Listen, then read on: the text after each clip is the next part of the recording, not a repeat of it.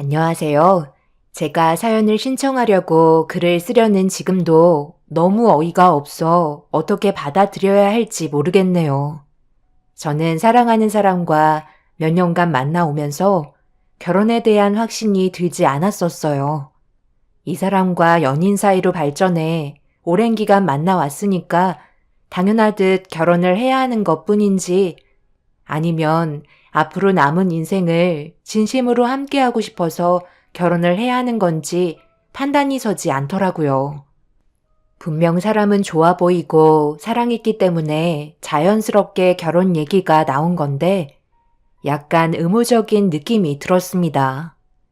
그래서 그 사람이 결혼하자고 얘기했을 때 쉽게 받아들이지 못했고 고민의 시간을 가져야만 했어요. 어떠한 확신이 필요했던 것 같았습니다. 사랑하는 사람과 결혼 생활을 하다가 서로의 마음이 맞지 않으면 이혼하면 된다 하지만 그게 말처럼 쉬운 문제도 아니잖아요.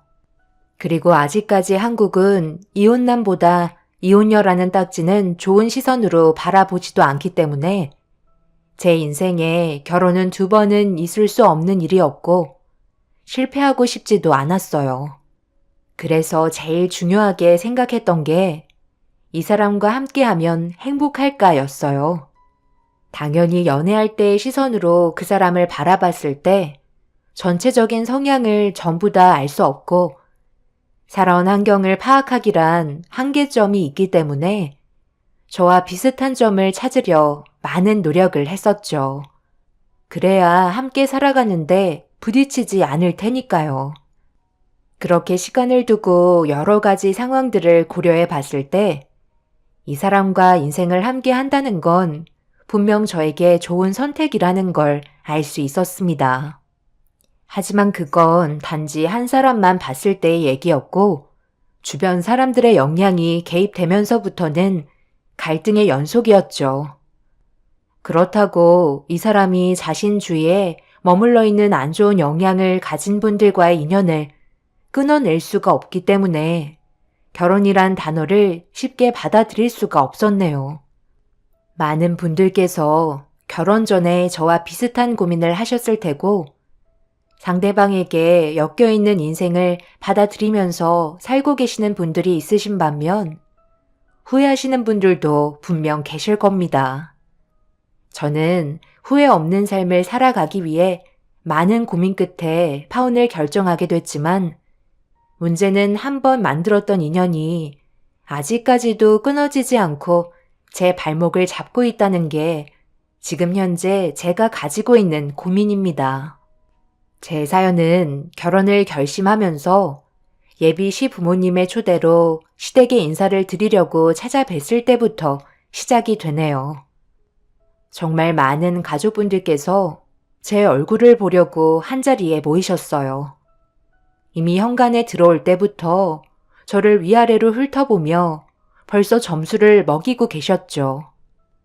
외적인 모습으로 어느 정도의 집안인지 대충 파악하시는 듯 가족분들의 얼굴에는 분명 미소를 띠고 있었지만 제 몸 구석구석 살피고 있는 눈알 굴리는 소리가 귀에까지 들릴 정도였네요. 처음 시댁에 인사를 드리러 갔을 때 제일 먼저 반겨주신 분은 시어머니셨어요.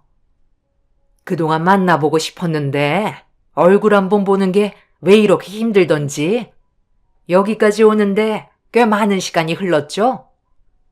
앞으로 우리 집안에 며느리가 될지도 모르는데 말부터 편하게 할게요. 그래야 긴장도 풀리고 좋은 대화를 주고받을 수 있지 않겠어요? 대충 얘기 들었겠지만 우리 집안이 평범한 집안은 아니라서 아마 결혼 얘기가 나왔을 때 고민이 많았을지도 모르겠네. 내가 그동안 살면서 제일 자랑거리가 우리 아들들밖에 없거든. 첫째부터 막내까지 서울대 보내는 게 쉬운 건 아니잖아. 다른 사람들은 애 하나 서울대 보내는 것도 힘들어하는데 나는 무려 5이나 서울대에 보낸 특출난 집안에 직업까지 빵빵하니 이것만으로도 많은 사람들의 부러움을 한 몸에 받고 있지.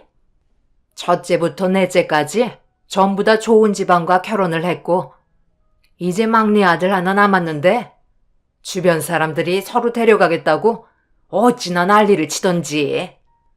내가 이미 임자가 있어서 배가 떠났다고 해도 혼인신고 서류에 도장 찍기 전에는 꼴 넣을 수 있는 거 아니냐고 호시탐탐 기회를 엿보고 있는데 요즘 너무 피곤해 죽겠어. 이름이 소영씨라고 했지? 우리 집안을 제대로 소개하자면 오늘 하루 꼬박 밤을 새워도 모자랄 정도로 자랑거리가 많거든. 그럼 소영씨는 어떤 집안인가? 저희는 어머님 집안만큼 대단하지는 않아요. 평범한 가정이고 먹고 살 걱정 없을 정도로 살고 있어요. 시모는 저희 집안이 평범하다는 말에 알 수 없는 표정을 보이셨어요.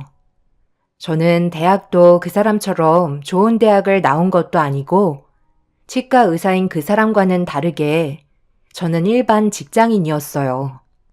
저 같은 경우 부모님께서 어렸을 적부터 학업에 대한 스트레스를 주시기보단 제가 좋아하는 일을 할 수 있게 지원해 주셨죠.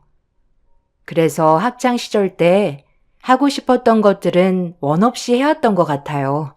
하지만 그 사람은 부모님과 위의 형들의 지시대로 움직이며 서울대를 목적으로 살아왔었기 때문에 저와는 다른 인생길을 살아왔었죠.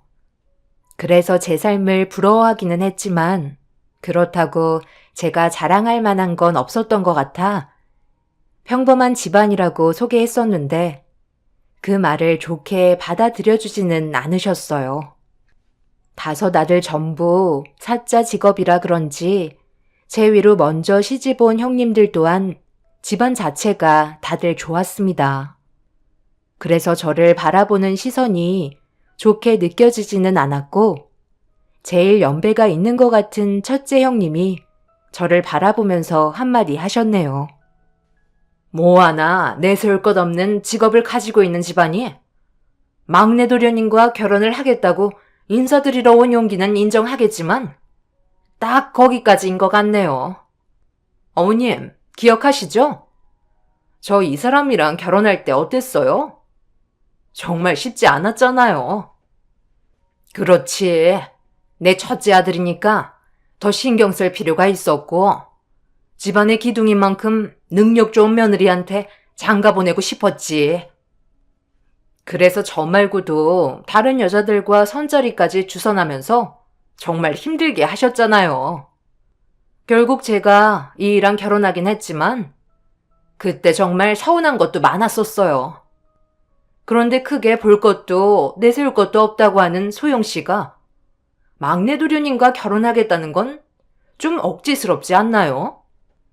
아무런 조건 없이 받아들여 주신다면 저도 그냥 넘어가지는 않을 것 같네요. 동서들도 저와 같은 생각을 가지고 있을걸요? 솔직히 어머님이 원하시는 조건 맞춰서 결혼까지 성사시키는 게 쉬운 건 아니었잖아요. 저는 오로지 이 사람 하나 보고 결혼했었다고요. 소영씨, 너무 기분 나빠하지 마세요. 저희도 쉽게 결혼한 건 아니라서 이 집안에 들어오려면 그에 대한 대가를 어느 정도 치러야 부당하다고 생각되지 않아서요. 처음 시댁에 인사를 드리러 간 날부터 무거운 대화들이 이어졌고 형님들의 반발이 심했었어요. 첫째 아주버님은 판사였고 둘째는 검사에 셋째 의사, 넷째는 대형 로펌 변호사였죠. 그리고 시댁 집안의 막내인 그 사람은 치과 의사이니 시모가 바라보는 눈높이는 제가 생각하고 있는 기준과는 전혀 다르다는 걸 알 수 있었어요. 시모는 형님들의 눈치를 살피면서 그 사람과 저를 번갈아 가며 쳐다보고 있었습니다. 모두가 함께 모인 자리인 만큼 서로 조심해야 되는 상황에서 말을 쉽게 꺼내지 못한 제가 어색한 미소를 보이며 분위기를 적응하지 못하고 있었는데 그 사람이 나서서 제 편이 되어 주었네요. 바쁘신데도 시간 내주신 건 정말 감사한데요. 큰형수님은 어떻게 초면부터 그런 말을 이 사람 앞에서 아무렇지도 않게 할 수가 있는 거예요? 결혼 허락받으러 오자고 한 것도 저고, 이 사람을 선택한 것도 저인데, 왜 이런 말을 들어야 하는지 모르겠네요. 막말로 형들은 가만히 있었는데, 형수님들이 저희 형들 직업 때문에 결혼하겠다고 발버둥 친 거잖아요. 도련님, 지금 말이 너무 심하신 거 아니에요? 어른들 앞에서 못하시는 말이 없어요. 저희가 고생한 만큼 똑같이 되돌려 받아야 한다고 생각해서 얘기해드리는 것 뿐이에요. 그렇게 하지 않으면 너무 부당한 거 아닌가요? 노력을 보인 저희와 달리 소영 씨는 노력도 하지 않고 도련님이랑 결혼한다면 당연히 불만들이 쏟아져 나오지 않겠어요? 어머님, 제 말이 틀렸나요? 형님들의 불만은 점점 쏟아져 나왔고, 저는 그 모습을 보면서 아무래도 결혼 생활은 힘들 것 같다는 생각이 머릿속에 가득 차 버렸어요. 이런 식의 전개는 상상조차 하지 못한 상태라 점점 험악해지는 분위기에 숨을 쉬기가 힘들 정도였네요. 시부는 손님 있는 자리에서 뭐 하는 짓이냐고 언성을 높이시자 그제서야 흥분이 어느 정도 가라앉았고 형님들은 저를 못마땅하게 바라보시더니 자리에서 먼저 일어나 방으로 들어가 버렸네요. 시부는 저한테 미안하다며 대신 사과를 하셨어요. 제 옆자리를 지켜준 그 사람은 괜히 인사드리러 왔다고 한숨을 내쉬면서 이게 전부 다 시모 때문이라는 말을 꺼내기 시작했어요. 엄마가 저희들 키우시느라 그동안 고생 많이 하신 건 알겠는데요. 그때 너무 심하게 하셔서 지금 저한테까지 안 좋은 영향을 끼치는 거잖아요. 이 사람이 지금 이런 광경을 전부 다 보게 됐는데 우리 집안의 며느리로 들어오고 싶어 하겠어요? 나는 당연한 대가를 받은 거라고 생각하는데 그게 뭐 잘못됐다는 거니? 고생해서 키운 자랑스러운 내 아들들이 서울대 나와서 좋은 직업 가졌는데 며느리는 그 명예를 아무런 노력 없이 얻게 되는 거잖아. 자기 남편이 판사고 검사고 의사의 변호사라며 떠들어 다니면서 자랑할 거잖아. 정작 노력한 건 엄마인데 내 아들들을 아무런 수고 없이 데려간다는 게 말이 된다고 생각하는 거니? 내가 그동안 뒤에서 꾸준하게 채찍질하고 노력하지 않았다면 네가 지금 이 자리에 왔을 것 같아? 그래서 엄마는 지금 이 사람이 마음에 들지 않는다는 말인가요? 제가 전날에 분명 부탁드렸을 텐데요. 저는 이 사람 아니면 결혼하지 않을 거고 제가 가지고 있는 모든 걸 전부 다 포기하겠다고요. 막내 아들 결혼하는 것까지 엄마가 원하신 대로 움직이려 하지 않으셨으면 좋겠어요. 만약 그렇게 하신다면 저는 더 이상 엄마 아들이 되지 않을 겁니다. 저는 딱 한마디 한 것뿐이 없는데 집안의 분위기는 순식간에 안 좋아졌고 더 이상의 좋은 대화는 주고받을 수 없었습니다. 결국 아무것도 얻지 못한 채 시댁에서 나와야만 했어요. 그날 이후 이 사람과의 결혼은 더 이상 이루어질 수 없다고 생각했었죠. 말로는 조만간 다시 자리를 만들면 된다고 하지만 제가 봤을 때 이 사람과의 관계보다 시댁과의 관계를 먼저 푸는 게 우선이었어요. 그런데 시모가 저한테 연락을 취해왔고 결혼에 대해서 진지하게 의논할 필요가 있어 보인다며 종현 씨한테는 비밀로 하고 따로 얼굴 보기를 원하셨어요. 그렇게 약속 장소에 30분 일찍 나와 시모를 기다리고 있는데 정각이 되었을 때 시모가 저를 향해 걸어왔습니다. 그런데 그 뒤로 4명의 형님들이 줄지어 뒤따라오고 있었네요. 무슨 영문인지도 모른 채 시모와 형님이 걸어오는 모습을 보자 자동으로 자리에서 일어나 인사를 드렸습니다.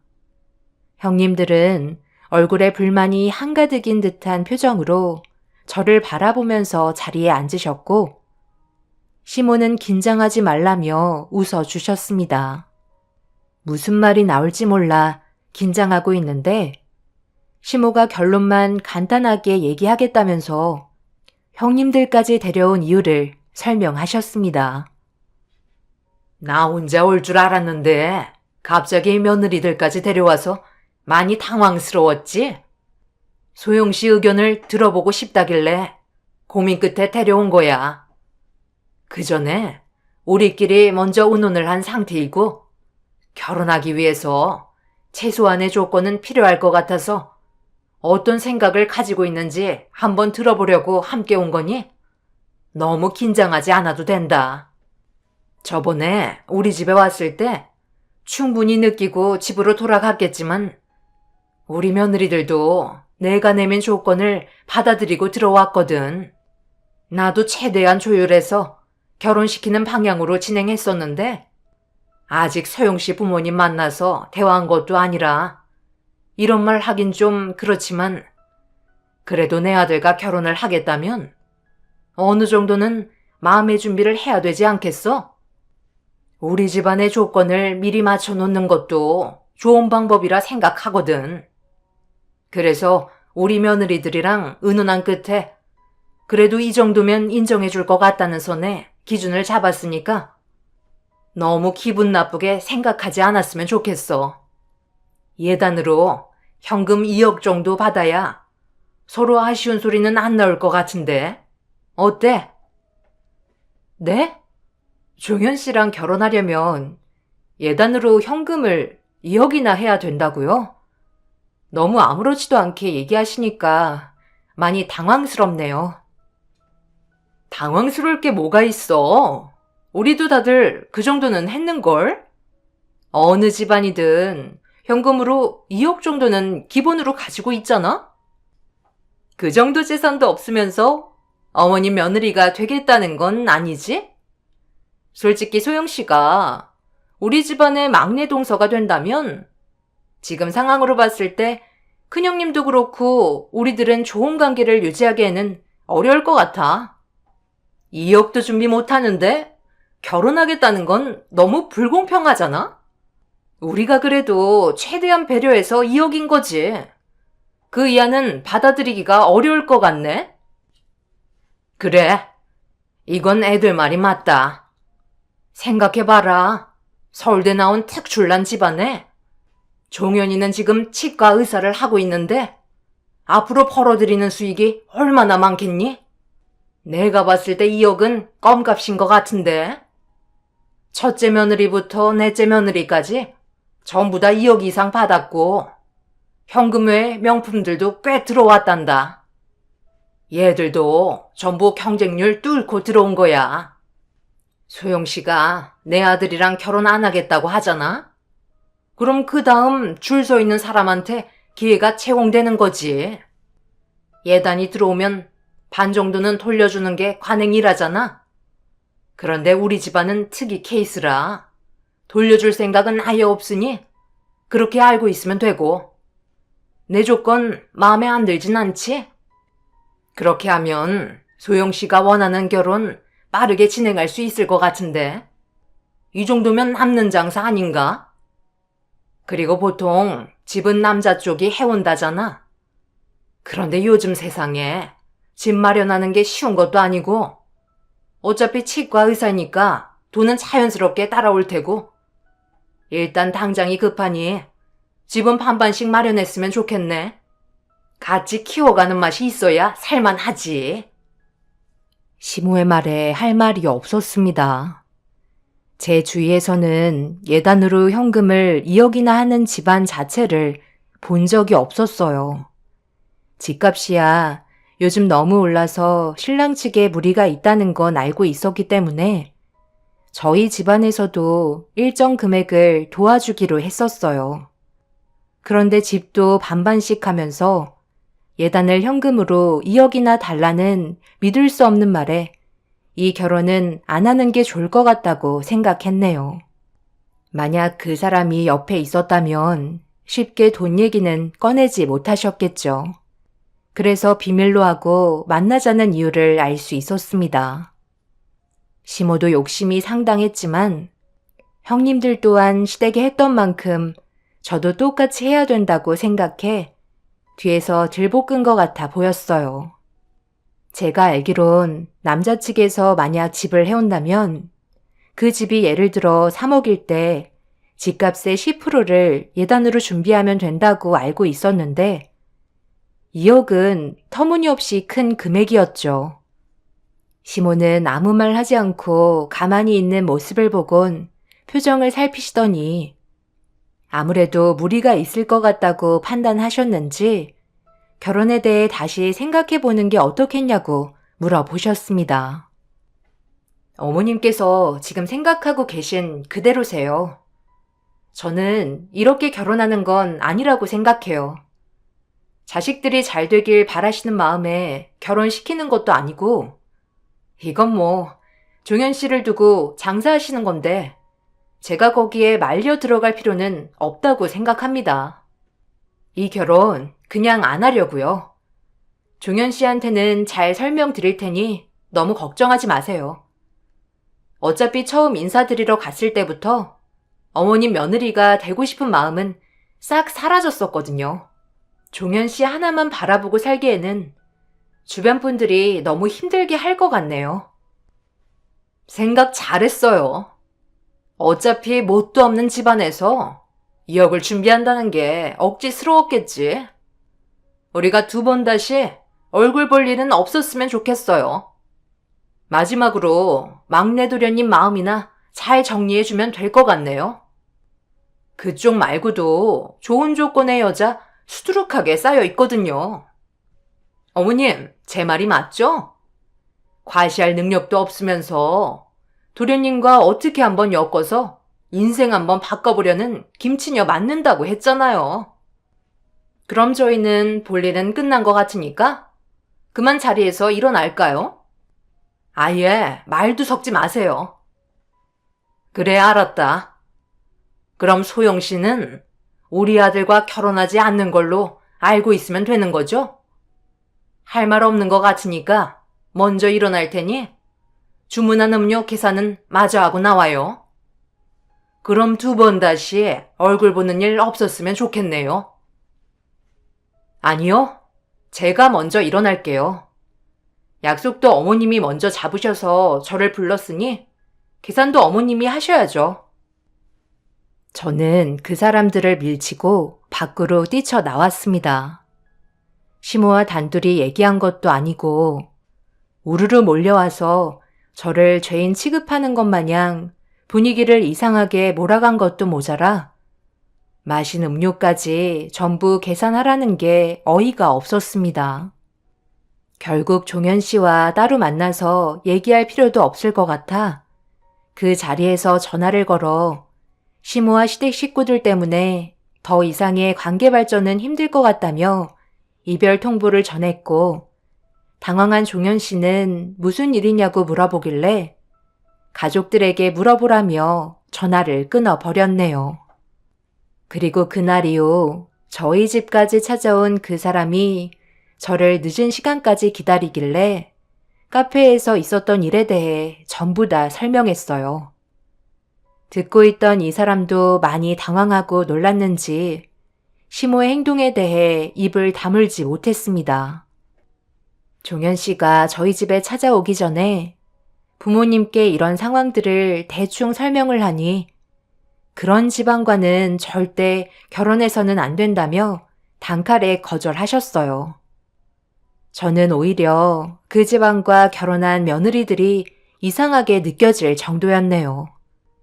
저는 겉보기에도 별 볼 일 없고 잘 사는 것 같아 보이지 않아서 본인들이 손해를 보는 것 같은 느낌이 들었는지 보복성이 보였었어요. 그 며느리들이 해왔던 만큼 저도 똑같이 하길 원했던 거죠. 자기 아들로 한몫 챙기려는 시모의 행동을 받아들일 수 없어 그 사람에게 연인 사이로도 지내고 싶지 않다며 2번 다시 찾아오지 말라고 고개를 돌리자 차라리 시댁과의 인연을 끊는 게 좋을 것 같다며 저와 헤어지는 걸 괴로워하고 있었네요. 결혼을 약속하고 함께하고 싶었지만 결국 헤어지게 되었고 그날 이후 그 사람과는 두 번 다시 만나지 않았지만 종현 씨는 저에게 계속 문자를 보내왔어요. 저와 헤어지고 난 이후 시모가 맞선을 보게 하려고 매일 괴롭히는 중이라며 힘들다는 말에 맞선을 보라는 답장을 해줬습니다. 그리고 맞선 장소를 제가 지정해 주는 대로 잡아달라고 계획을 잡았고 그 사람은 영문도 모른 채 제가 하라는 대로 따라 주었네요. 그렇게 그 사람과 헤어지고 난 뒤에 제가 지정해 준 맞선 장소에 그 사람과 시모가 함께 나와 맞선녀를 기다리고 있었습니다. 그리고 그 모습을 확인한 뒤에 제가 시모를 바라보며 자리에 앉아버렸네요. 저와 바라보던 시모는 당황해했어요. 지금 뭐 하는 거예요?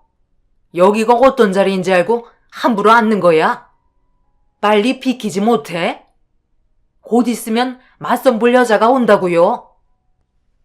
네, 저도 알고 있어요.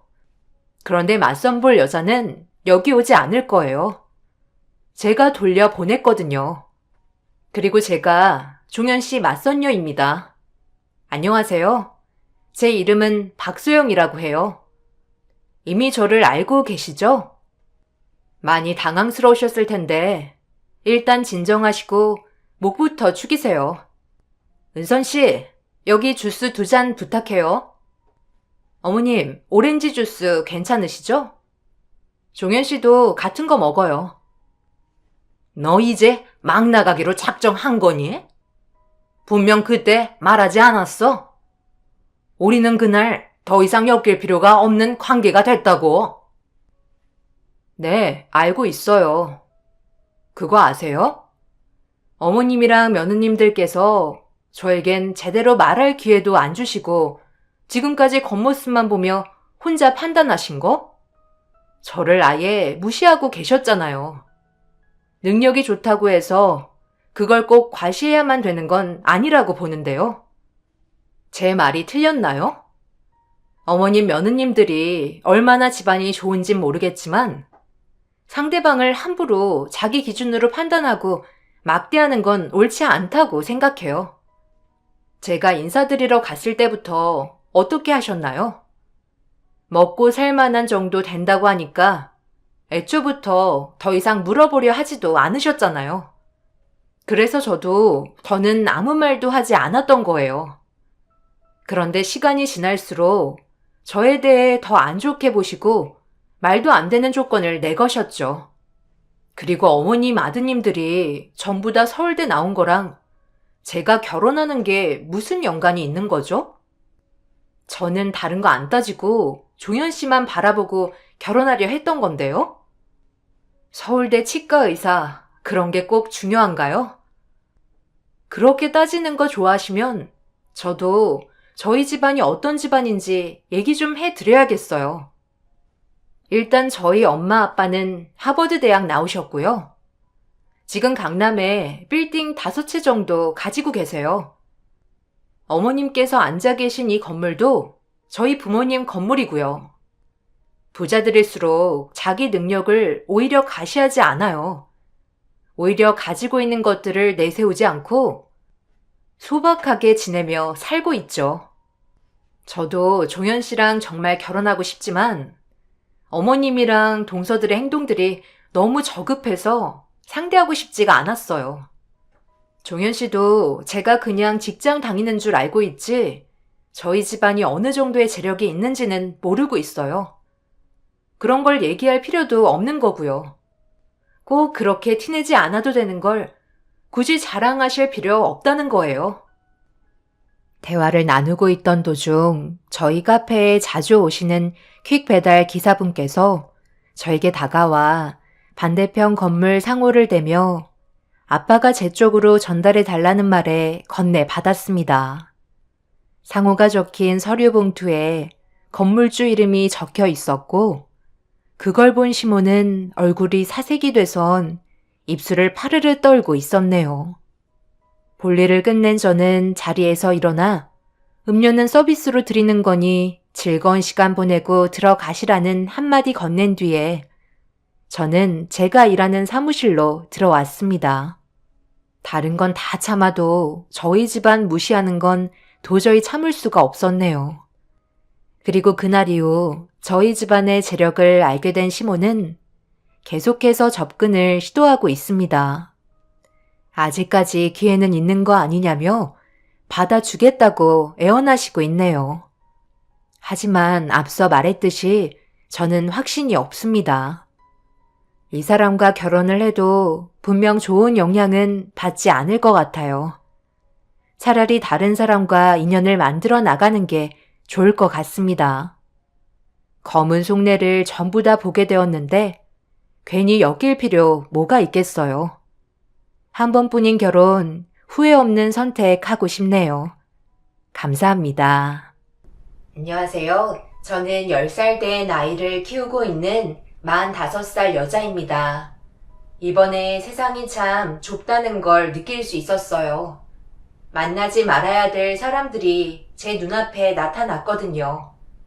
그리고 그동안 잊고 지내고 있었던 과거의 기억들이 전부 떠올라 그 사람들을 다시 되돌려 보내려 하자 예전이나 지금이나 달라진 모습은 전혀 찾아볼 수가 없었고 저에게 전부 다 지나간 일인데 아직까지 마음속에 담아두고 있다며 제가 더 이상한 사람 같다는 어이없는 말을 늘어놓고 있었네요. 제 마음을 때린 사람은 기억하지 못하고 맞은 사람만 기억하고 있으니 더 이상 상대할 가치도 없는 것 같아 내쫓아 버렸습니다. 저는 손해볼 것도 없고 그 사람들이 점점 더 추락하는 모습을 보고 싶네요. 저와 이혼을 하게 된 전 남편과 결혼을 했을 당시 저는 그저 디자인 회사에서 근무를 하고 있던 평범한 직장인이었습니다. 그리고 남편도 특별할 것 없는 월급쟁이였죠. 집안 재산을 두고 비교해봤을 때 양가 비슷했어요. 아빠는 해외 수출 사업을 하고 계셨기 때문에 그게 부족함 없이 살아왔던 것 같네요. 그리고 시댁 집안에는 남편과 달리 밑에 서방님 둘 다 의사 생활을 하고 있었는데 같은 병원에서 의사 동서들을 만나 결혼까지 이어졌던 것 같아요. 남편과 달리 서방님들은 의사라서 그런지 서둘러 결혼을 시켰고 남편은 나중에 저를 만나게 되면서 결혼을 했던 거죠. 아무래도 의사 집안이라는 타이틀 때문에 그런지 몰라도 시몬은 제가 남편과 결혼했을 때 은근히 무시하는 경향이 있었고 의사 집안에 들어온 걸 엄청난 특혜라도 받은 것처럼 저에게 항상 시부모님께 잘해야 한다는 말을 강조하시면서 시댁에 갈 때마다 물질적으로 뭔가를 원하셨어요.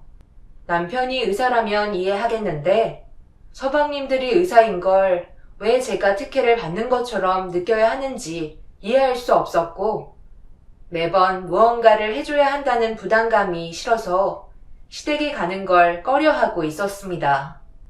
그런데 남편은 제가 시댁을 불편하게 생각하는 걸 못마땅해 했어요. 의사인 서방님네와 비교당하는 걸 싫어하는 것 같았습니다. 그래서 일주일에 주말에는 무조건 시댁을 가야 한다는 거야? 오라고 말씀하시는 것도 아니고 그냥 때 되면 알아서 가는 건데 그걸 일부러 가서 피곤한 상황을 만들 필요는 없는 거잖아. 그렇다고 나한테 잘해주시는 것도 아니고 맨날 의사 동서들만 감싸고 도시는데 앉아있는 자리조차 얼마나 불편한지 알아? 그냥 시댁에 발을 들이는 순간 나는 식모나 다름없다고. 내가 부엌에 나와서 쉬는 거 봤어? 이것저것 시키는 게 얼마나 많은데 음식 준비는 내가 다 하잖아. 받아먹기만 하는 당신이 뭘 알겠어? 굳이 일부러 내려가서 피곤한 일 만들고 싶지 않아. 어머님도 나랑 동서들이랑 얼마나 비교를 하시는데. 그러니까 우리가 더 잘해야지. 나는 장남이고 당신도 집안의 제일 큰 며느리인데 그 정도 움직이는 것 가지고 불만 가지면 앞으로 어떻게 결혼 생활을 하겠다는 거야? 의사들은 손이 중요하다는 거 몰라? 일적으로 문제가 생기니까 당신이 좀 희생해주는 건데, 그걸 아니곱게 생각하면 나중에는 그런 사소한 불만들이 집안 싸움을 만드는 거야. 그냥 당신이 한 발 물러나면 되는 거잖아. 그러니까 서방님이랑 동서들은 전부 다 의사들이라서 수술을 해야 되니까 손이 중요하고, 나는 회사에 다녀서 손이 중요하지 않다는 거네. 나도 디자인 회사에 다니기 때문에 손 많이 쓰는 직업이거든? 당신은 나랑 결혼한 이유가 뭐야? 그냥 서방님 결혼하니까 본인도 해야 될 것 같아서 대충 나랑 결혼한 거야? 어쩜 내 생각은 하나도 안 하고 전부 다 시댁 식구들 얘기밖에 안 해? 남자들은 결혼하면 효자 된다더니 정말 그 말이 사실이었나 보네. 당신이 챙겨드리면 되는 걸 왜 나한테 강요하냐고. 남편은 결혼을 했고 맏며느리면 당연히 받아들여야 한다고 무조건 주말에 시댁에 내려가 시부모님 수발 들길 원하고 있었어요. 너무 어이가 없어서 남편과 더 이상 말도 섞고 싶지 않았습니다. 그렇게 한참 동안 언성을 높이며 말싸움이 벌어졌고, 말끝마다 시댁 식구 두둔하는 말만 하는 남편 얼굴이 너무 꼴보기 싫어서 그날은 각방을 쓰게 되었네요. 남편과 결혼을 한 이후부터 시댁에 무언가를 계속해서 바라는 행동들이 저는 너무 마음에 안 들었어요. 당연히 시댁 식구들과 잘 지내면 좋겠지만 그 사이에 제가 들어갈 빈 공간은 없어 보였죠. 서방님들은 그래도 크게 거슬리는 건 없었는데 동서들이 저보다 먼저 결혼을 해서 그런지 얼굴 볼 때면 저를 무시하고 말투에서 느껴지는 차별은 사람 기분을 상하게 만들었어요. 더군다나 동서들은 한 병원에서 같이 근무하기 때문에 마음도 잘 맞고 둘이서 대화할 시간도 많겠죠. 그러다 보니 저를 대하는 시선이 좋게 보이지는 않았습니다. 시모도 다를 것 없이 투명 인간 취급하는 것처럼 행동을 해서 시댁에 자주 가는 게 오히려 역효과만 나는 것 같아 때 되면 가자는 건데 그 말 한마디 했다고 저에게 막말하면서 상처 주는 남편이 너무 서운하게 다가왔어요. 결혼을 하면 서로의 입장 차이를 존중해야 되는데 남편은 너무 일방적으로 자신이 내린 결정을 따라주길 바라고 있었습니다. 그렇게 남편과 한바탕 하고 각방까지 쓰는 생활을 하는데 이 결혼을 왜 했나 싶더라고요. 분명 사랑해서 결혼은 했지만 뭔가 잘못돼 가는 듯 싶었고 앞으로 어떻게 살아가야 할지 앞날이 보이지 않을 정도로 캄캄했습니다. 그렇게 남편과 한동안 냉전의 시간이 흘렀고 이런 분위기가 짜증이 나고 싫었는지 저희 부부 사이에 있었던 일들을 전부 다 시모에게 일러 바쳤고 결국 돌아오는 주말에 시댁에 불려가 시댁 식구들이 한자리에 모여있는 자리에서 자존심까지 전부 너덜거릴 정도로 저에게 상처를 주셨고 남편은 당연히 욕을 먹어야 한다는 듯한 표정으로 저를 바라보고 있었습니다. 내가 저번에도 얘기했었는데 벌써 잊은 거니? 의사 집안 며느리로 산다는 게 쉬운 게 아니라고 분명 말했었잖아. 의사는 컨디션이 제일 중요하기 때문에 주방 일은 천적으로 네가 해야 된다고 했지? 그런데 그게 그렇게 불만이었던 거야? 우리 집안의 며느리가 되는 게 쉬운 건 줄 알았니? 네가 좀 더 노력하고 나한테 최선을 다하는 모습을 보여주는 게 우선 아니야? 어머님, 그만 열내세요. 쓸데없는 일에 인상 쓰시면 얼굴에 주름밖에 더 가요. 비싼 팩 받은 의미가 없어지잖아요. 그러게, 우리 팩 받은 지 얼마 안 됐지? 비싼 돈 주고 받는 건데 괜한 일에 인상 쓰면 안 되지. 예, 너는 집안 분란 일으키려 하지 말고 주방에 가서 과일이나 좀 깎아내야 보거라. 그리고 오늘 이 시간 이후부터 갑방 쓴다는 말 또 들리면 그땐 정말 가만 안 둘 줄 알아. 아들, 그러니까 내가 뭐라고 그랬어? 배운 사람이 집안에 들어와야 한다고 했지? 시모가 식구들 앞에서 대놓고 무시를 하고 있으니 그 밑에 동서들도 그렇고 집안 전체가 저를 막대해도 된다고 생각하는 것 같아 기분이 너무 안 좋았습니다. 그리고 부부의 일을 남편이 전부 다 말했다는 것도 화가 치밀어 올랐죠. 요즘 시대에 의사 집안 얼마나 알아준다고 양쪽 어깨가 하늘까지 치솟아 있는 시모의 행동과 말투는 저에게 큰 상처를 주었고 더 이상 마음의 문을 열고 싶은 생각이 없었습니다. 차라리 이런 식으로 살 바엔 하루빨리 이혼하는 게 좋을 거라 판단했었고 더는 함께 있고 싶지도 않아 방에 들어가 짐 싸서 나가려 하자 남편이 당황했는지 쫓아와서는 제 팔을 잡으면서 뭐 하는 거냐고 속삭이며 방으로 끌고 들어갔어요. 뭘 뭐해? 당연히 당신이랑 그만 끝내려고 하는 거지. 내가 이런 대우를 받으려고 결혼한 줄 알아? 어떻게 된 게 나에 대한 배려는 하나도 없고 전부 다 당신 생각대로 움직일 수 있는 거지? 나를 진심으로 사랑하기는 해? 우린 여기까지만 하자. 하도 답답해서 엄마한테 한탄 좀 한 게 뭐가 잘못됐는데. 당신이 우리 집안을 조금이라도 생각했더라면 갑방까지 쓰진 않았겠지. 그래서 당신이 잘못한 건 하나도 없다는 거야? 내가 시모에게 천대받고 동서들에게 무시를 당하고 있는데 내 편을 들어주기는커녕 시댁 식구들의 편을 들어주는 게 당연한 거고 아무 말 하지 않고 받아들여야 한다는 거야? 당신은 그럼 이런 분위기를 만드는 게 좋다는 거야? 나 하나 참고 넘어가면 모두에게 평화가 오는데 꼭 그렇게 일을 크게 만들어야 돼? 우리가 쉽게 결혼한 것도 아니고 서로 진지하게 만나왔고 평생을 함께하기로 약속했으면 이 정도의 스크래치는 아무것도 아니라고 생각해. 앞으로 살면서 얼마나 더 큰 일들이 많겠어? 당신이 말한 대로 내가 좀 더 신경 써줄 테니까 이제 그만하고 서둘러 주방에서 과일이나 좀 내와. 어머니가 시킨 건 해야 될 거 아니야. 그래야 불화가 없는 거라고. 남편의 말을 더 이상 들어주고 싶지 않았어요. 저를 위한 배려의 말은 한마디도 하지 않았고 말끝마다 자기 가족들 얘기만 하면서 나중에는 시모가 기다리겠다며 서둘러 과일을 내어주길 원하고 있었네요. 집안의 장남이라는 사람이 무게도 없고 시댁 집안의 눈치나 보면서 저에 대한 배려는 하나도 없는 남편과 더 이상 함께하고 싶지 않아 제 손을 잡고 있던 팔을 뿌리치고 시댁에서 뛰쳐나왔습니다.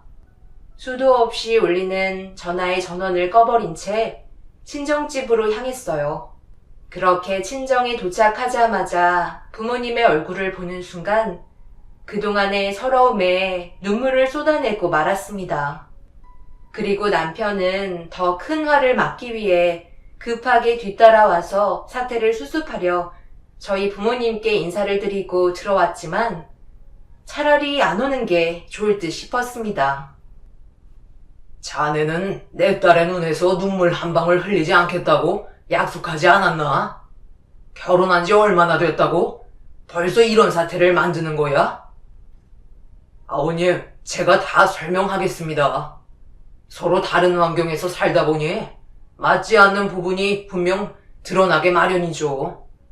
그래서 서로에 대한 이해의 차이가 좀 달랐던 것 같습니다.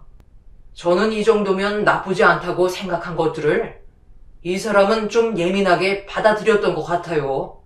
좀 전에도 서운한 부분들이 있는 것 같아 풀어주려고 했는데 감정이 격해져서 제 말이 귀에 부정적으로 다가온 듯 하네요. 앞으로 이런 일 없도록 좀 더 조심하도록 하겠습니다. 당신도 화난다고 무조건 아버님 댁으로 달려오면 내 입장이 뭐가 되겠소? 그만 화 풀고 오늘은 그만 들어가자. 내가 전부 다 잘못했다니까.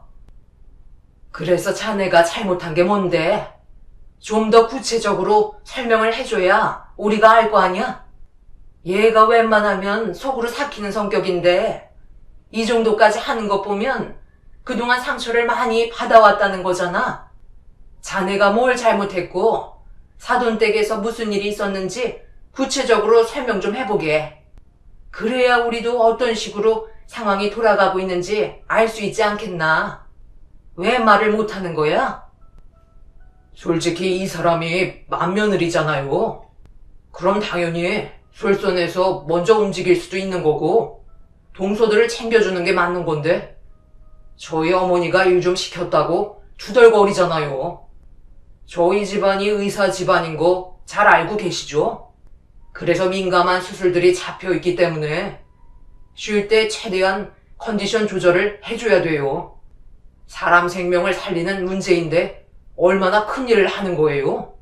그래서 제가 이 사람한테 맏며느리로서 좀 더 배려하라고 했던 건데 그런 제 말이 마음에 들지 않았나 봐요. 그리고 며느리로 들어왔으면 당연히 시댁 집안일을 할 수 있는 건 당연한 거잖아요. 저희 어머니가 시키는 일인데 거절하는 것도 보기 안 좋잖아요. 저는 남편으로서 중간에서 최대한 서로 좋은 방향으로 함께 갈 수 있는 방법을 생각했던 거고 이 사람이 좀 더 희생해 주길 바란 겁니다. 남편은 점점 더 분위기를 안 좋게 만들었어요. 듣고 보면 무조건 제가 희생을 해야 된다는 말들이었습니다. 저희 부모님께서는 남편의 말하는 모습을 멍하니 바라보시면서 무슨 저런 놈이 다 있나 생각하고 계시는 것 같아 보였어요. 한참 동안 떠드는 남편의 말을 듣고 계시다가 더 이상은 안 되겠다고 판단하셨는지 아빠가 남편에게 소리치며 당장 나가라고 화를 내셨습니다. 남편은 화들짝 놀라며 흥분을 가라앉히지 못하시는 아빠의 모습에 당황해선 급하게 밖으로 도망쳤네요. 현관 앞에서 저를 계속 데리고 가려는 남편의 목소리가 듣기 싫으셨는지 엄마는 바가지에 찬물을 넘칠 정도로 담아 현관문 쪽으로 달려가자 아빠가 현관문을 열어주었고 엄마는 문이 열리는 순간 남편의 얼굴에 바가지에 담긴 찬물을 냅다 뿌리며 내 딸 얼굴 2번 다시 볼 생각하지 말라고 소리를 지르셨네요. 온몸이 물에 젖은 남편은 결국 아무것도 해결하지 못한 채 집으로 돌아갔습니다. 그날 이후 부모님과 한참 동안 대화하면서 내린 결론은 이혼을 하는 쪽으로 방향을 잡았습니다. 그래서 부모님과 함께 생활하면서 이혼 준비를 하고 있는데 언제부터인가 몸이 별로 좋지 않았어요. 몸살인 것 같은 느낌에 약간의 미열도 있어서 이런 증상들을 설명하자 엄마의 안색이 안 좋아지셨고 속도 울렁거리냐고 물어보시는 말에 고개를 끄덕이자 저를 데리고 산부인과로 향했어요. 영문도 알지 못한 채 따라갔는데 충격적인 말을 듣고 말았습니다. 하필 이혼을 준비하는 과정에서 제 몸 안에 새 생명이 자라고 있다는 원장님의 말을 듣고 말았습니다. 몇 번이나 재차 물어봤지만 결과는 같았어요. 임신 초기라는 말에 엄마와 저는 서로 아무 말도 하지 못한 채 한참 동안 산부인과에서 나오지 못했었어요. 이혼을 준비하는 과정에서 갑작스럽게 찾아온 아이라 당황스럽기만 했었죠. 엄마는 남편도 알아야 할 것 같다는 말에 너무 혼란스러웠어요. 아이를 빌미로 제 발목을 잡을 것 같은 현실이 너무 싫었지만 어쩔 수 없이 집에 들어가 이 사실을 알렸습니다. 뭐라고? 2번 다시 얼굴 안 볼 것처럼 행동하더니 갑자기 임신을 했다니. 그럼 당신 뱃속에 내 아이가 있다는 거야? 그래, 당신 아이가 내 뱃속에 자라고 있다고. 내가 당신을 보러 온 이유는 아이가 있든 없든 변함없다는 거야. 우리는 결국 이혼을 할 거고 아이는 내가 키워. 그러니까 아이 때문에 내 발목을 잡을 생각은 하지 말아줬으면 좋겠어. 그 아이가 당신 나이만은 아니잖아. 우리의 관계가 충분히 좋아질 수 있는 계기가 될 수도 있는 거라고. 당신은 아빠 없는 아이를 만들고 싶어? 앞으로 내가 정말 잘할 테니까 날 믿고 따라와주면 안 될까? 한 번만 믿어달라고. 남편은 뱃속에 아이가 있다는 말에 눈빛부터가 달라졌어요. 하지만 제가 그동안 받아왔던 상처의 깊이가 너무 컸기 때문에 남편의 말이 저에게 와닿지는 않았습니다.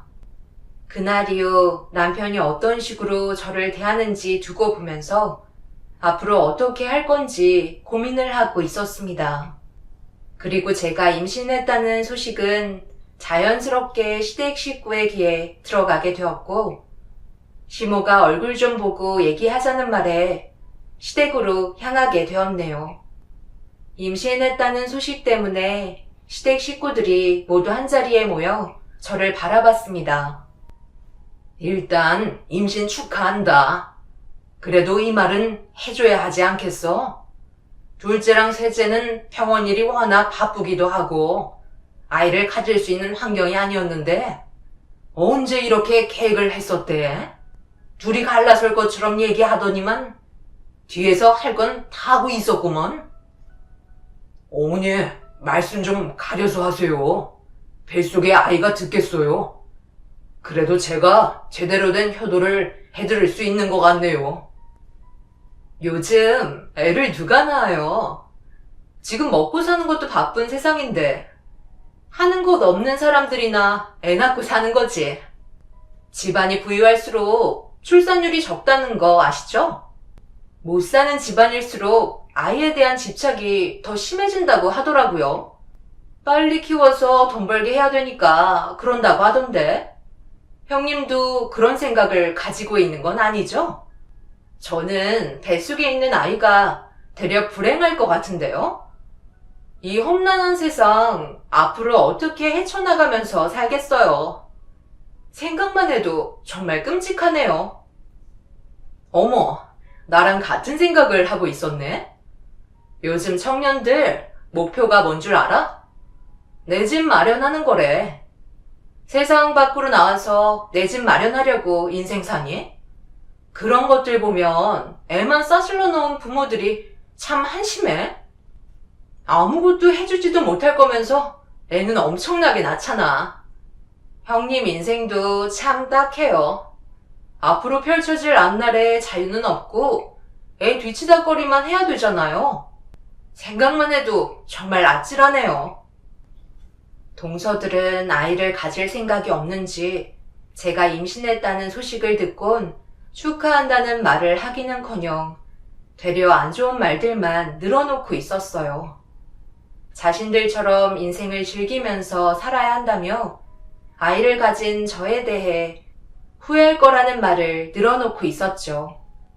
저는 동서들과 애초부터 친하지도 않았기 때문에 대꾸하지 않고 잠깐 얼굴만 비치고 시댁에서 나왔습니다. 남편은 더 있다 가지 않고 서둘러 일어난다며 불만을 털어놓았지만 오래 있어봤자 스트레스만 받을 것 같아 서둘러 시부모님께 인사를 하고 나왔네요. 시모는 현관 밖을 나가는 저에게 자주 얼굴 보자며 미소를 띄었고 그날 이후 주말만 되면 계속해서 저를 불렀습니다. 그리곤 쓸데없는 말을 늘어놓으시며 이상한 행동을 하기 시작하셨어요. 얘 큰애야, 너는 아무것도 하지 말고 소파에 앉아 있거라. 그래도 우리 집안의 첫 손주가 뱃속에서 자라고 있는데 당연히 대우는 받아야 하지 않겠어? 아무것도 하지 말고 푹 쉬고 있으면 내가 다 해줄 테니까 그동안 서러웠던 건 전부 다 잊고 우리 잘 지내보도록 하자. 주말에는 애들이 와서 정신없고 힘들 테지만 평일에는 우리 둘이 있으니 괜찮잖아. 아이 때문에 안정을 취하려고 일도 쉬고 있다며. 앞으로 쉴 거면 시댁에 와서 쉬거라. 조금이라도 움직이면 몸에 물이 오잖아. 어머님, 걱정해 주시는 건 감사한데요. 저한테 원래 이렇게 잘해주시지 않으셨잖아요. 솔직히 좀 당황스럽네요. 뭐가 당황스러워? 원래 내가 해줘야 하는 것들인데 못 해준 것뿐이지. 그때랑 지금이랑 상황이 다르잖아. 어찌됐든 소파에 앉아서 시애미가 내어주는 음식만 받아 먹으며 쉬고 있어라. 그리고 주방에는 절대 들어가지 마. 할 일이 산더미거든. 이번 주 주말에 셋째 며느리가 생일이잖아. 그래서 생일상 좀 차려주려고 야채랑 음식들 좀 준비하고 있었다.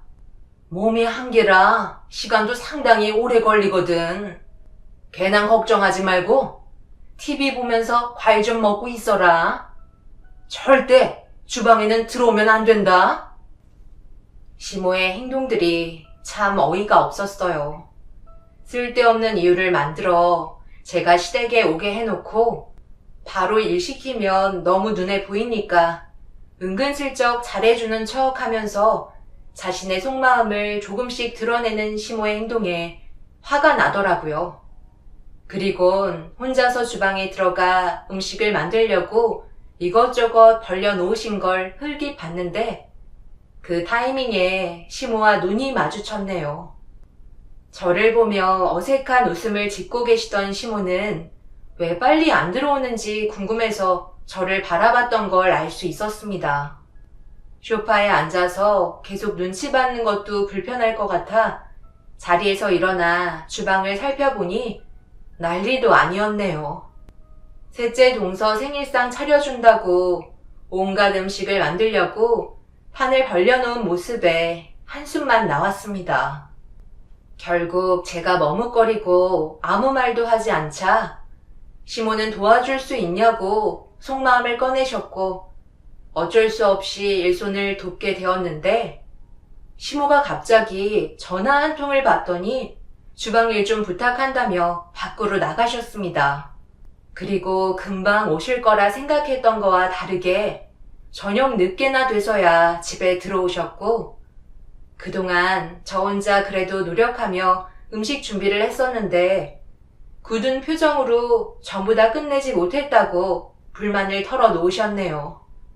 시모는 저에게 모든 일을 떠맡기려고 애초부터 계획을 하셨던 거였고 임신한 걸 알면서도 이런 식의 대우를 해주는 시모가 너무 야속하게 느껴졌어요. 그날 시모에게 받았던 상처와 거짓말들은 제 마음을 굳게 닫아버리면서 한참 동안 시댁에 발도 들이지 않았습니다. 남편이 옆에서 지속적으로 얼굴 좀 비춰야 하는 거 아니냐고 불만을 털어놨지만 아이가 우선이라는 제 말에 더는 저를 설득시키지 못했습니다. 그렇게 시댁의 스트레스를 받지 않으며 지내는 동안 어느새 만삭이 되었고 곧 출산을 앞두고 있었는데 그날이 하필 명절이었었네요. 남편은 다른 날도 아니고 명절날 혼자 가는 건 너무하지 않겠냐고 제 귀가 따가울 정도로 집착하며 시댁에 가자는 말을 하길래 가봤자 푸대접밖에 더 받겠냐고 분명 일만 할 거라고 얘기하자 남편은 그 자리에서 시모에게 전화를 걸었어요. 그리곤 제가 걱정하고 있는 부분에 대해 설명을 하며 만삭이기 때문에 아무것도 시키지 않는다는 확답을 받아내면서 저를 데리고 시댁으로 향했습니다. 제대로 움직이기도 힘들 만큼 배가 불러온 모습으로 시댁에 나타나자 저를 바라본 시모는 놀란 표정으로 곧 애가 나올 것 같다며 제 배를 뚫어지게 쳐다보고 계셨고 동서들은 저를 아예 신경도 안 쓰면서 인사조차 건네지 않았습니다. 아이만 아니었다면 진작에 끝났을 인연 질질 끌고 있는 제 자신이 너무 한심스러웠어요. 그런데 그날 일이 터지고 말았죠. 시모가 동서들을 데리고 주방에 들어가길래 흘기 쳐다보고 있는데 무언가를 만들고 있었어요. 자세히 보니까 명절 음식을 준비하고 있더라고요. 저는 일을 할 수 있는 상황이 아니었기 때문에 방에 들어가서 쉬려 하는데 남편이 방에서 서방님들과 나오더니 정신없이 무언가를 준비하더라고요. 그리곤 시부가 빨리 나오라며 소리치자 급하게 밖으로 나가려 하길래 남편에게 어딜 가냐고 물어보니 낚시를 하고 오겠다는 말을 꺼냈습니다. 저 혼자 놔두고 낚시를 하러 가겠다는 남편을 이해할 수가 없었어요. 급하게 밖으로 나가버린 채 저 혼자 우두커니 서 있는데 갑자기 주방에서 시모가 저를 불렀습니다. 천천히 주방 쪽으로 걸음을 옮기자 시모의 한마디에 집안은 난장판이 되었네요. 곧 출산인데 방에 들어가 누워만 있으면 애가 잘 나오겠니? 준비를 해야 애도 숭풍 나오는 거야. 운동 좀 해라. 살찐 거 봐봐라. 이래서는 애 낳기 힘들어. 내가 많은 건 준비하지 않았고 저녁에 먹을 안주거리 정도만 재료 준비했으니까 천천히 만들고 있어라. 한 2-3시간 있다가 내려올 테니 그때까지 음식 좀 만들어놔. 어려운 거 아니지? 시애미가 지금 시간을 놓치면 안 돼서 그래. 중요한 일을 해야 되거든. 요즘 들어 얼굴에 탄력이 많이 죽어서 비싼 돈 주고 팩을 바꿨거든. 주기적으로 관리를 해줘야 탄력을 유지할 수 있는 거야. 너도 나중에 내 나이 먹으면 충분히 이해할 거다. 그럼 그렇게 알고 있을 테니까 시아버지 오시기 전에 음식 만들어 놔라. 출장 마사지사 지금 온다고 했지? 네, 지금 다 도착했대요. 오늘은 순금팩으로 얼굴 마사지 받을 거니까 기대하시는 게 좋을 거예요. 꽤 비싸거든요. 형님, 배고프다고 음식 만드시고 드시면 안 되는 거 알죠? 괜히 애 핑계 대면서 다 드실까봐 걱정이네. 지금 다들 뭐 하시는 거죠? 저보고 여기에 있는 음식들을 전부 다 만들라는 거예요? 어머님이랑 동서들은 출장 마사지 불러서 순금팩인가 뭔가 받으시고 저는 주방에서 기름 냄새 맡으면서 전을 부치라고요? 어머님, 정말 너무하신 거 아니세요? 그럼 네가 순금팩 패키지 준비해 줄 거야? 네가 나를 위해 뭘 해줬다고 지금 큰소리야? 근데 너는 우리 집안의 공식 식모인 거 몰라? 그냥 군말하지 말고 시키는 대로 일이나 잘해. 그래야 이쁨이라도 받는 거야. 뭐 하나 시키면 투덜거리기나 하고. 임신이 뭐가 태수라고 왕처럼 떠받들어 주길 원하는 거야. 나는 애 안 가져봤니? 지금 시간 없으니까 군말하지 말고 서둘러 음식 만들거라. 화가 머리끝까지 올라온 상태에서 손을 부들부들 떨고 있는데 때마침 초인종 소리가 들렸고 출장 마사지사가 들어왔어요. 시모와 동서들은 저를 주방에 놔둔 채 급하게 2층 방으로 올라갔습니다. 셋 다 순금팩을 받는 거에 대한 기대에 부풀어 웃고 떠들며 올라가는 모습을 보니 더 이상은 못 참겠더라고요. 그래서 주방에 준비되어 있는 부침가루를 전부 다 물에 풀어 들고 올라갔습니다. 2층 문을 열고 들어가니 시모와 동서들은 얼굴에 금가루를 붙인 채 저를 흘기 쳐다보며 방해하지 말라는 듯한 표정으로 바라보면서 방해되니까 밖으로 나가라는 말에 시모와 동서의 얼굴에 반죽물을 들이부어 버렸네요. 생각지도 못한 돌발 상황에 당황한 시모와 동서들은 난리가 났고 저는 시댁에서 나와 택시를 타고 친정으로 오게 되었습니다. 그리고 그날 이후 남편과 이혼을 결정했어요. 남편은 끝까지 본인이 뭘 잘못했는지도 모른 채 시모에게 반죽물을 부었다는 거에 불만을 가지고 있었네요. 도저히 인간으로 대해줄 집안들이 아니라서 더 이상 들으려 하지 않고 이혼을 밀어붙였고 시모도 화가 났는지 이혼하라고 난리를 치면서 그렇게 시댁과의 인연을 끝낼 수 있었습니다. 저는 부모님 밑에서 세상에 태어난 아이와 열심히 살아가면서 제가 하고 싶은 일을 꾸준하게 해왔어요. 그리고 그 사이 저와 이혼한 지 몇 년 되지도 않아 남편은 다른 여자와 재혼을 했고 남편에게 제 아이를 보여주고 싶지 않아 친자 포기각서를 요청하니 재혼한 여자가 제 아이와 남편이 만나는 걸 원하지 않는다며 난리를 치자 남편은 그 여자의 말을 듣게 되면서 친자 포기각서를 받아냈습니다. 모든 걸 다 털어버리니 속이 후련했어요. 그리고 2번 다시 엮이고 싶지 않았는데 10년이 지나고 시모와 동서들이 저희 사무실에 고개를 내밀며 찾아왔네요. 저는 다른 사무실에서 작업 중이라 몰랐었는데 대표실에서 기다리라는 직원의 목소리에 하던 일을 잠시 멈추고 대표실에 들어가 밝게 웃으며 인사를 건네는 순간 저희 모두는 정색을 하며 서로를 바라봤습니다. 아니, 네가 어떻게 여기에 들어오는 거야? 너 이런 곳에서 사무일 같은 거 하고 있는 거니? 10년이 지나도 편한 건 하나도 없구먼. 세상 참 좋네. 이런 곳에서 만나게 될 줄이야. 어머님, 여기서 꼭 주문 받아야 되는 거예요? 그냥 나가면 안 될까요? 예, 여기 대표가 글쎄 매출이 어마어마할 정도로 사람들에게 인기가 많다고 한단다. 너네 병원 개원할 때 제일 중요한 게 뭐야? 간판이야. 눈에 확 들어오는 간판이어야지만 병원이 잘 되는 거 몰라? 그냥 이름 몇 자 박은 간판으로 사람들 모을 수 있을 것 같아? 대표님, 차라도 내올까요? 계속 서 계시길래 어떻게 해드려야 할지 몰라서요. 음료 좀 내어드릴까요? 아니에요. 이 사람들은 금방 나가실 분들이라 그런 거 필요 없네요. 가서 일 보세요.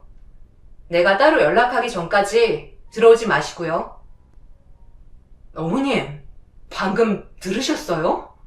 방금 저 직원이 대표라고 했잖아요. 설마 여기 회사가 본인 건 아니죠? 저는 대화조차 섞고 싶지 않으니까 그만 나가주시죠. 저도 손님은 가려서 받기 때문에 인간 이하의 사람들한테는 주문받지 않거든요.